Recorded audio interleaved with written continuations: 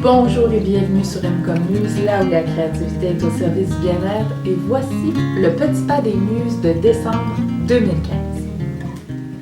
Décembre, le dernier mois de l'année. C'est une période cocon qui peut être effervescente parce qu'on s'en va dans le temps des fêtes, on est surchargé d'offres de toutes sortes, de rabais, d'incitatifs à acheter des cadeaux, à s'offrir des cadeaux et c'est tellement facile de se perdre à travers tout ça. Je pense que c'est important, voire primordial, de prendre du temps pour se déposer. Non seulement pour éviter de virer fou à travers cette folie-là, le tourbillon, mais aussi et surtout pour marquer une transition entre l'année qui s'achève et la nouvelle année qui est à nos portes.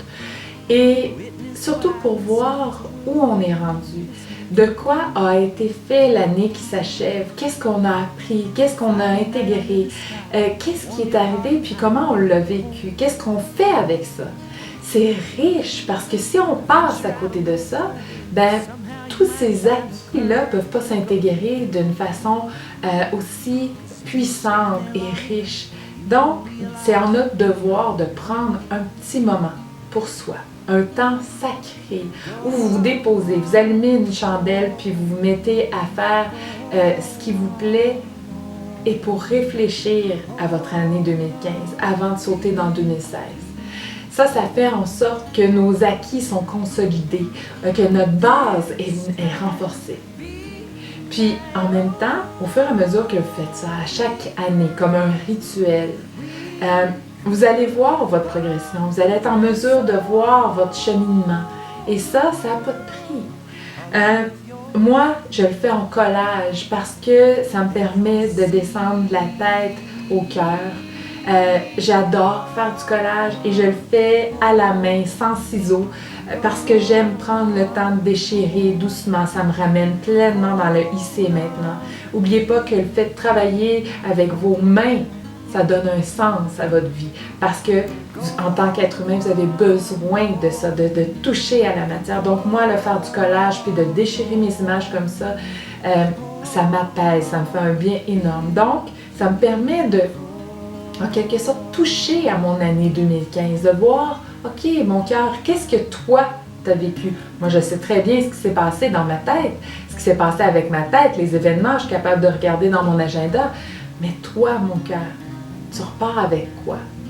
Et là, on tisse une trame de fond comme ça pour, après ça, pouvoir venir écrire une belle réflexion, poser des constats, voir ce qu'on a envie de faire grandir en 2015 ou ce sur quoi on a envie de lâcher prise sur cette année.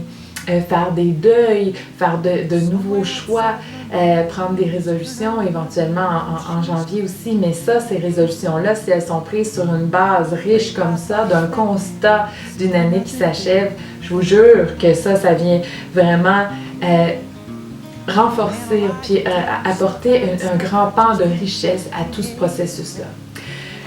Il y a les carnets téléchargeables qui sont disponibles sur M-Muse. Si vous les avez déjà achetés, allez-y, replongez-vous là-dedans parce que de se reposer les mêmes questions périodiquement, donc à tous les mois de décembre, ça va vous permettre de voir comment vous grandissez au fil des ans, de voir ce que vous choisissez avec le temps aussi, ce qui est vraiment important pour vous, ou de voir la personne que vous êtes en train de devenir. Donc ça fait un bien énorme. Moi, je l'utilise à chaque mois de décembre et je veux dire, je ne pourrais pas faire ça autrement. J'adore faire ça. Et pour celles qui ne l'ont pas encore, ben, il est disponible sur le site pour vous. C'est en PDF, donc vous le téléchargez et c'est accessible à vous immédiatement. Vous le téléchargez, vous pouvez l'imprimer, puis ça vous accompagne dans vos réflexions de cette fin d'année-là. Donc, je pense que ça fait du bien de se faire accompagner aussi là-dedans, de juste se laisser porter par les questions ou les exemples d'exercices qui vous sont proposés. C'est très riche.